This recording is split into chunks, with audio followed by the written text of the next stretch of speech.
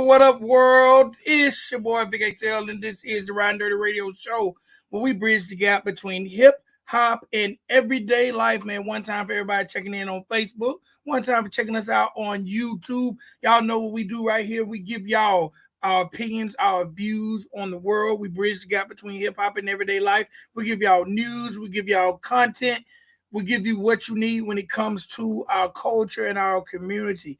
All right, now. Today is no different than any other day. I got a guest. I see him in the back line. But before I do, I want to shout out some things, man. Shout out to everybody who checks out this stream. Y'all know we stream Monday through Friday at 6 p.m. We're streaming over on TikTok, Twitter, Instagram, Facebook, Bigo, everything. We're streaming on 6 platforms. So be sure to join us at 6 p.m. when we stream the best in the independent music for a whole hour. Okay. Also, got to say one time for our sponsor, man, the good people over at the good people at Hit Hats Fresheners. All right. Hit Hat Fresheners. They are the epitome when it comes to freshening up your cap. All right. A lot of times when you got the ball caps, and you might have that little smell in your ball cap. Well, y'all need to go to hitshatsfreshener.com and get your hat smelling right. All right, ladies and boys, girls. Now we're gonna keep this to a minimum because we're here to talk to the people. All right, so ladies and boys and girls, I want to welcome to the Riding Dirty Radio platform my guy, King Comeback. What's going on, my G? What's going on with you over there? Man, maintaining. Welcome to the platform. Yeah, I appreciate it. Thanks for having me. All right, man, look, let's get into it, man. Before, I always like to ask everyone, because we're going to take like a 20, 30-minute journey into your life. Let the people know, first and foremost, where is King Comeback from, a.k.a. the Comeback God? King Comeback, he's from Stone Mountain, Georgia, also known as the east side of town. Okay. First and foremost, what's it like growing up in the east side of the ATL? What's it like growing up in Stone Mountain? I remember at one point in time, they acted like there didn't know black people live in Stone Mountain. Yeah, that was way back in the day, probably like in the 60s and 70s. Shoot, I went to Stone Mountain High School. It was nothing but black people there. I could probably count how many white folks it was on one hand, and half of them came from Europe. So, times definitely changed in that regard. But in relation to the rest of the city, or, it's pretty much the same. Every place got its good areas, its bad areas. You feel me? So it ain't really no different than being any other place. It's just a lot less tall buildings to look at. But depending on where you at, people are just exactly the same. You see a lot of the same shit you see anywhere. All right. When did you decide that you want to pursue music? Well, I always know I wanted to do music since I started writing, probably around the age of 12. But I only been pursuing it professionally the past 2 years when I just, went ahead and put my best foot forward in it. All right. Was it anything in particular that inspired you to put that best foot forward and do this as a career changer? Or like what made you just say, you know what, I'm gonna get serious about it? Yeah, well, I guess the main thing is one, always wanted to do it since I was a child, and then not seeing anything. Not to say that I don't necessarily like, but anything that's like me in the game. And I just wanted to set a new precedent and example for people to follow. All right, now you say anything like me in the game. What makes King Comeback different? What am I going to see about you that I don't see in any other rapper? I wouldn't say any other rapper because everybody got their own story, message, platform, and discussion to have, but I just bring a different discussion and story that a lot of people don't necessarily tell. About a lot of people talk about trapping and saying the dope game and things like that, but I talk about like my experience from being in it, having it all, losing it all, getting it back legit, and things of that nature. So, I try to take it from a more balanced approach and put a lot of things in perspective as far as that is concerned. No doubt. All right, now, who are some of your inspirations as artists I'm concerned? Jay-Z, Wiz Khalifa, 2 Chainz, Kanye, Lil Wayne, and Drake. Okay. What about those artists make them inspiring to you? Well, for Jay-Z, Lil Wayne, Wiz Khalifa, even Drake, you know, they all took the even Kanye, they all took the mogul route ultimately, and they just showed the world every side of their being. You know what I'm saying? Their all their talents, being multi-talented and multifaceted, just like them. Having a business side, having a business mind, and just being able to do more than just rap. Because I'm able to mix, master, produce my own music. I also do graphics as well as a lot of the branding behind what you see as King Comeback. So I feel as though I could offer that to the game as far as other people help streamline the process for that for them as Okay. well. All right. Now I noticed that I noticed your graphics. I know you had the opportunity to do some work for Pastor Troy. What was that like, and how did that meeting come about? It was just random on Instagram. I seen something that he had did or a song that he had dropped, and he had dropped the graphics to it. It ain't had no motion, so one of the things I could do is add motion to graphics. So I went ahead and did that, and just sent it to him. You know, and he ended up liking it, and that's how that dialogue started. All right. Now, in building with an artist who've been in the game like Pastor Troy, did you have an opportunity to talk to him or get any advice when it comes to pursuing music, or y'all just kept it on the business side of the graphics? Just pretty much kept it on the business side of things. You know, of course, I laid out all my talents and things of that nature, but you know, of course, he got things. You know, that's he's working on things that's not even related to me. I mean, he got a project he's working on himself, but he's also focusing on like one of his big projects, like which is opening up a studio, I believe. So, you know, it was more along the lines of finding a team that's going to help support those efforts. Okay. Now, King Comeback. Tell me a little bit about the name. Why do you go by King Comeback? Well, because like I said, my story with being in the gang, trapping and stuff, it's like I literally had it all at one time and lost it all, and now I'm on my way to getting it back. Hence the name King Comeback. All right. Now, when we talk about being in the game and trapping, Mm-hmm. how were you able to go from trapping to pursuing music? Because now the one thing I know in pursuing music, it takes a large amount of money, but I also know it's hard to do both on a professional level. It's hard to keep your eye on what you got going on in the street and be in the studio, or keep your eye on what you got going on in the street and be on stage. Like, how was that transition for you? Well, for me, it was a little bit different. My transition from trapping into what I'm doing now wasn't exactly a voluntary one. See, I ended up getting set up in a transaction that went bad and ended up getting shot and paralyzed, and that's how I ended up getting ejected from the game. And since then, I've been getting it back in the legitimate sense. You feel me? So that's a part of the game a lot of people don't tell you. You end up dead in jail, or you could also end up paralyzed from the waist down from a bullet that hit the wrong nerve. You feel me? So that being said, it's like you just I transitioned into it just because I had no other recourse or action. You know what I mean? Just as far as still making bread and things of that nature, because I didn't want to go back to that.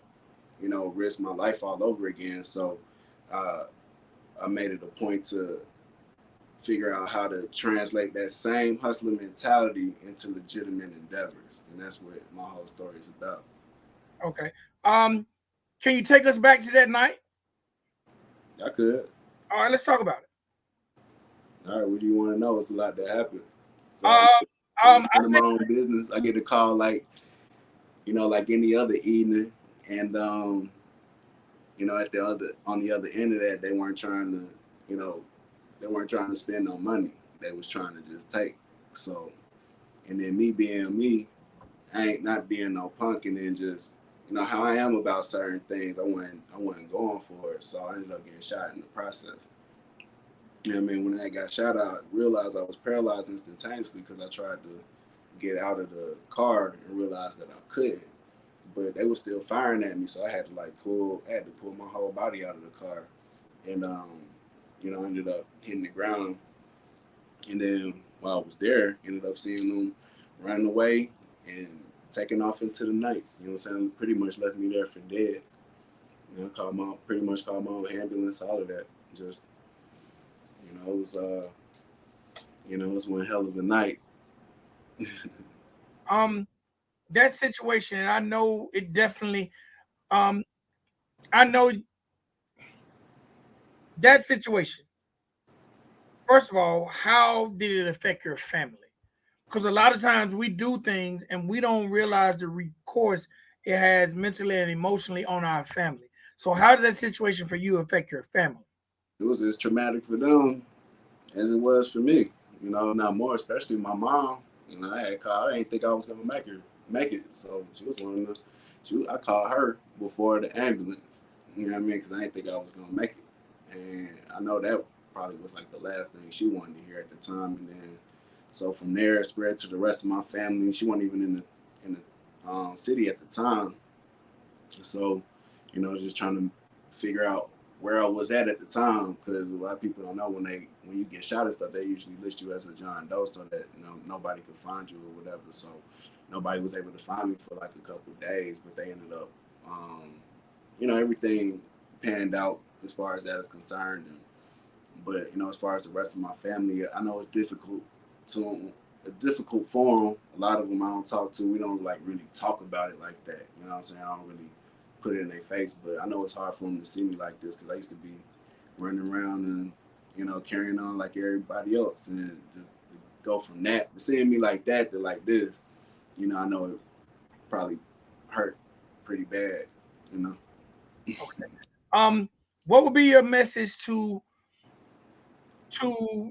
the generation that might want to come up in that lifestyle? Sure, I would say do something else. Translate that. Do like I did. Translate that same hustler energy, mentality, and find something else to do. Like that's legit. That you ain't gotta look over your shoulder. You know what I mean? Get together with your friends that also got that same energy. Stack y'all bread and work together to find a better way along the lines of y'all true talents and passions, y'all God given gifts. Because we all got something that God gave us that we truly good at. So I would say find a way to make money along those lines instead of you know doing it illegitimate ways, because it ain't just our generation and current generation got a problem with trying to just cut corners as far as getting their money and stuff. So it's like you could just take a little bit extra time, do it right, and you be set for life. Probably like 2 to 5 years, and just be straight. Work with your friends to do something legitimate, something that y'all all got stake in, and something that y'all all, um, it's like don't, something that y'all all put like y'all all into. You know what I mean? So that y'all share the risk, and most importantly, share the accountability, making sure this thing actually grow. You know what I mean? Because it's hard to do anything by yourself. So Uh, it's important to get friends. all right. What was the recovery process like for you, especially mentally, knowing that within a snap of a finger, your ability to walk was taken from you? What was the recovery process like, mentally and physically? Mentally, I feel like I'm still going through it. I'm at year 10 now. So, sometimes I go through different waves of like, at first it was grief, because it's like when you lose anything that's important to you, what I'm saying? You go through stages of grief and stuff like that. And something that you had like that for that long is like really hard to just let go. So I still go through that every time, every now and again. But as I get older and more mature and get more adapted and used to it, the less less time it takes for me to get over those type of spells. So, um, but yeah, it's an adjustment. Getting used from being, standing at a certain height. I was about like 6 feet, 5'11", 6 feet when I was before I got hurt, and now it's like my whole perspective is different, and how people look at me is different. You know what I'm saying? Like especially like when it comes to women and stuff, because it's like they like looking up towards men. So that's been a whole different dynamic for me, and like just my interaction with society, but how they feel about people with disabilities in general. It don't matter what you dealing with. Like they see you on some type of mobility device, they gonna think some type of way about you. You know what I mean? So it's like dealing with that externally, but also internally, just getting used to Not being able to move my legs like that. That was yeah, that was a big one. It took probably took I don't know, like a lot of times I didn't even really think about it. I was just too busy. I kept myself too busy to like really think about stuff like that. Like as soon as I got discharged from the hospital, I think within a month or two I was back in school. So, I ended up finishing school and all that in the course of this ordeal. All right, now, did you before this transpired, like you're into mixing, mastering, graphics, were you into all those things prior to getting hurt? Nah, not really. To be honest, I probably took a little interest in production, like the beat making side of that, because I used to be in band. I played an instrument, so I love like the creative side of music production. So, but outside of that, nah, it was really my interest in graphics and all the stuff surrounding the music came about with me not having the money necessarily to get these things. So I had to learn how to do a lot of these things on my own. And over time, I got really good at it, especially like with graphics and like web design and things like that. All right, so did how much of getting hurt impacted you pursuing the music on the level you're at now? I say it made me more hungry, if anything, but it also affect how I interact with people. So, like I said, it's the same thing. A lot of people don't take anybody in general. I mean, like any artist serious, but like they see one in the wheelchair, they're like less likely to take you as serious. So I just push even harder just to prove them wrong. Like that's one of my main songs, "Bitch You Thought." You know what I'm saying? Like it's like I can do this shit just as good, if not better, than anybody. You know what I'm saying? That's in or out of a chair. Because there's a lot of other brothers that's in the chair that is doing it too. They don't get a lot of spotlight for whatever reason. You know how the game go. Like with money, it don't really matter what you look like, who you are. If you ain't got like that bag behind you, it's like really hard to like make waves. You know what I'm saying? So, but it's other rappers that's paralyzed in wheelchairs that's rapping. Shout out to Big Hefe out there in Nashville and Remedy out there in California. Yeah, and I've been doing music journalism for so many years I can't even remember, but I've actually ran across quite a few people in wheelchairs pursuing music.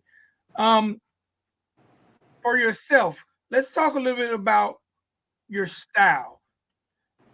How would you consider your style? What would you consider your music? Like, is it trap? Do you talk a lot about the incident? Is it for the ladies? Like, where do you fit in when it comes to the music you make? I'm real versatile. I kind of do whatever I feel. What's crazy is the one thing I don't talk about is the incident and how it really affected me. I talk about how I'm out here kicking ass and taking names despite the fact. You know what I mean? Like I don't even talk about, and I'm really working on finding the words and just I've been praying like God move my soul and my mind and my heart so that I find the words to like actually talk about it because I feel like it can help a lot of other people who went through something similar. It can also bring spotlight to people with disabilities, spinal cord injuries, and it can also help stop or at least lessen the gun violence within our own community. You feel me? So, I just really been working on my penmanship even more so I could like describe it, like give it the justice it really needs. But until that come, I just been talking about like some of my life experiences, like with women, like just things I do in the day to day, like reminiscing my past, running the streets before and after what actually led into that. It's just yeah. So, but to answer your question, I feel like I'm working my way up into that. Okay. All right. Now you mentioned the ladies. What's it like um when it comes to getting the ladies? Because you're a handsome guy. Pause. No homo. Appreciate it. But you're a handsome guy, and I'm sure what's it like spitting game to the ladies from your perspective? Did it make the game stronger, or Definitely had to become way more creative because back when I was trapping and stuff, you know what I mean, I ain't had no problem getting bread, whether it was like looks or just the ability to provide and stuff like that. You know what I mean? Because I always kept myself clean, always carried myself confidently, and I mean, just I was raised around women, so it's just I naturally get along with them a lot better. But it's like, and then me like having a lifestyle I'd rather be around women than men anyway, just because you know what I'm saying. Dudes could be problems. You know what I mean? Get jealous, all type of stuff. But you know what I mean. So I just typically kept females in my company anyway. But some of those characteristics and charisma carried over, and it's different. You know, everybody ain't going for it. You know what I mean? I see a brother with a disability, they think he's less athletic or able to please them in the bedroom, but you know, you can't judge a book by its cover. You know what I mean? And shame on the ones that did if that's what was going on. But I did definitely notice a drastic decrease in the amount of like successful dates and you know what I mean, and like sexual partners and stuff like that. You know what I mean? Because I used to knock them out the park, like knock them down left and right, no problem. But you know, that's just how it is. Everybody like a visual person. all right? What's the deal with the crown? So symbolizes my kingship, my kingdom. You know what I mean? And just like it symbolizes so many things. Uh, like the epitome of my confidence, just getting over this whole thing, overcoming this whole deal. You know what I mean? And so also I'm sitting on the throne. I don't know if y'all could tell. You know what I mean? But I'm in the chair right now. So I'm sitting on the throne. So what else? When you sit on the throne, what do you wear? It's the crown. No You know doubt. what I mean? I studied the chakras and the energetic system of the human body. So that's symbolic of the crown chakra, which finally opened, you know, at some point. So it's also, you know, just symbolic of me being the best version of myself and, you know, and representative of what any person could be once they truly work on themselves. Um, what would be your words of advice to anyone who goes through any type of trauma or tragic situation to where they're in a wheelchair? So I just say, keep pushing. I mean, work out every day. Um, Stay around people who truly love you, support you. I mean, try to keep the stress down by any means necessary. Like it's just so many different things. But most importantly you gotta keep the faith. The main thing I see is people giving up. They give in to the depression, they give in to the anxiety, they don't leave their house and stuff like that. And that's what I that's the main reason why I'm going as hard as I am and going even harder because I'm trying to inspire more people with disabilities to get their asses out the house and live a full life. Because if I could do it, anybody could do it. It ain't nothing. You shouldn't allow anything to hold you back. Not no disability, um, whether you end up in the wheelchair or not. Because some people got like crippling anxiety to the point where they won't go outside, you know, and meet new people, and you know, potentially find the love of their life, start a family, and all the things that everybody else get to enjoy and just enjoy. You know, I mean, at the end of the day, it's about living a fulfilled life. So, and we all experience trauma, and it can be paralyzing on the physical level and on the mental level. So it's like I might be paralyzed in the physical sense, but I'm definitely not paralyzed in a mental or spiritual sense. All I mean, right. just look at some of the things I do. Now, before I let you go, because we can't leave without talking about this music. All right, I want to start off because I was checking out your streams, and you got a record that's well over 54,000 plays over on Spotify. Bit you thought. Tell me a little bit about that record, the concept, who produced it. Okay, well, it's produced by Killer Dane. Shout out to him. And you know, that record was basically an anthem for anytime somebody got you fucked up or underestimated you, doubted you. It's for all that. Yeah, I mean, bitch, you thought. Okay. And the most current release I found was Regulator. Tell Mm. me about Regulator. Who produced it? And what's the concept behind it? And what's the feedback you've been getting from it? Been getting good feedback from it so far. At the club, um, been getting a lot of head nods and people learning the song within a play or two. You know what I mean? DJ playbacks without, having to ask for it and stuff like that. So the DJs rocking with it. Shout out to Big Easy and the coalition for showing love to me. A Town Mike and all the promoters that, I'm saying, make sure I get got rotations and stuff like that. So and it was produced by a good friend of mine and somebody who I actually used to march in the band with. Shout out to Low, Reddy Carlo, sick with the production, mixing and mastering. He also a artist himself, dope as hell. Make sure y'all go check him out. And it's pretty much an old father, all the king shit that I be on. You know what I mean? Like a lot of people see people in wheelchairs and think they just live a regular unfulfilled life or just boring and stuff like that. It's like you watch the video and you see that like I I get down. Shoot, I like to have fun, go out, I like travel, all type of stuff. So it's like, I mean, don't count nobody out based on their appearance, and definitely don't count them out because you see that they disabled and stuff. And because I like to have fun too. You know what I mean? So yeah. All right, now when I check you out on the gram, man, I see fashion is definitely a big part of what you do. Um, what's your opinion when it comes to fashion? Because you definitely be geared up. Well, like they always say, dress to impress, but you don't know. It's just I don't even be on no major fashion type stuff. That's just how I feel. Just how I feel I should look, and it's just my essence. Like if you look at a lot of the stuff that I wear, it's nothing designer, you know what I mean, or expensive like that. I just feel it look good on me. No doubt, no But doubt. yeah, but it's definitely it's important to find what works for you. Like I truly feel like I'm a king. I feel king. I live like a king. So it's like I feel like I gotta look the part.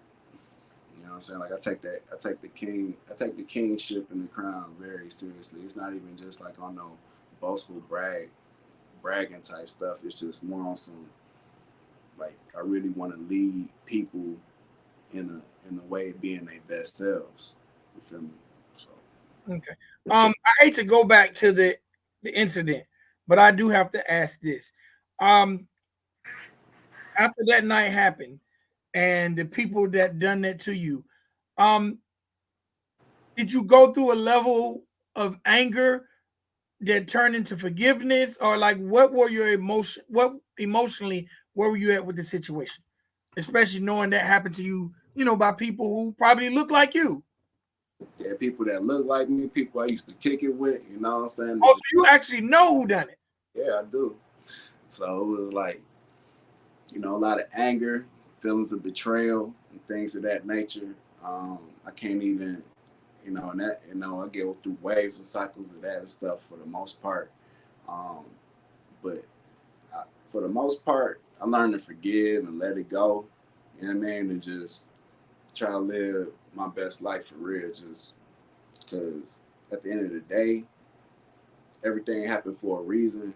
And if it weren't for that incident, I wouldn't be here now. It's like a lot of stuff probably wouldn't have happened. Like I said, I went on to finish um, my degree, started my company. I took this music stuff so much more seriously. I became so much more intelligent and more knowledgeable as a result.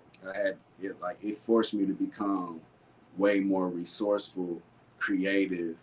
Um, you know what I'm saying? It just forced me to be the best version of myself.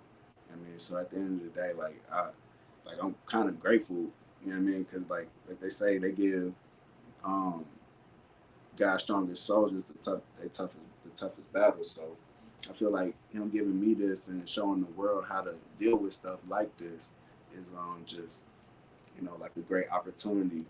Like a good opportunity for me and everybody else to learn. You know what I mean? So I'm also, I'm just, Yeah, and also like just being happy with being alive. It taught me a new appreciation and level of gratefulness for just life in general. No doubt. All right, now before I let you go, man, you have over 11,000 followers on Instagram. How important is social media to you, and how much time do you spend marketing and promoting your craft? And just making the materials probably take about a good hour or two a day, for a week. But other than that, I probably spend a good hour or two every day on social media, reaching out to people. Because Instagram got limits and stuff like that. So when they impose those limits, I switch to a different platform like TikTok, YouTube, and things of that nature. So it's all layered. You got to get into the momentum. You got to and keep it going. But just also got to get into the rhythm and groove of these social platforms and their algorithms. Okay. Man, before I let you go, shout out your social media, where people can hear these records, and anything you want to leave the people with. Y'all can find me at Comeback God. That's Comeback GAWD on all social It's platforms. come back, God. Yeah, Comeback God. God. And that's on God. All right, man. What track? If you got to send them to check out one record, what record you want them to check out today? I want y'all to go check out BYT. It's on all platforms and it's also on my website, kingcomeback.com. Make sure y'all play that whenever somebody feel like they want to play you, try you, or doubt you. You know what I mean? It's that anthem. I see you got merch in the background. Is the merch on your website too? Oh yes, sir. You get all the King Comeback merch and all the Track Blazers merch. That Track Blazers is the one-stop shop for independent artists. You get your graphics, get your songs mixed and mastered, videos done. We start your career for less than $1,000. We got marketing packages and all that. So we got those on the wall. You know what I'm saying? We got the t-shirts for Track Blazers, hoodies, hats, all type of merch. Make sure y'all go check that out at trackblazers.net. Are you selling crowns? Not yet, not yet. See, crowns, they gotta be like custom made. It's a whole thing. See, that's a whole different discussion. Like I went crown crazy. They a lot like hats. You feel me? So you gotta be sized and all that stuff. Then you gotta choose a type of link because it's the type of way you get it manufactured. You can do one solid piece. You could do a bunch of links and stuff like that. So it's a matter of the manufacturing style, the material, and the size of a person's head, the aesthetic, like the shape, the box. You know what I'm saying? I got kind of like a boxy round type of deal. So I went with, like a straight up. Some people got like it's so many different crown styles, and that's something more that you're gonna see in my music and my visuals going forward. Like I want to get like crowns representative of all the different kingdoms from history. You know what I mean? Like it's like, yeah, like I said, I went crown crazy. No doubt, no doubt. Well, my G, I definitely appreciate you sitting in talking with me. It's been a pleasure. You have a very inspiring story, and I want the world to hear it. Anything you want to add in closing, my guy? Sure. At the end of the day, I just want to tell everybody, believe in yourself, and the rest of the world will follow. All right, appreciate it, my G. All right. Appreciate you for having me. Y'all take care.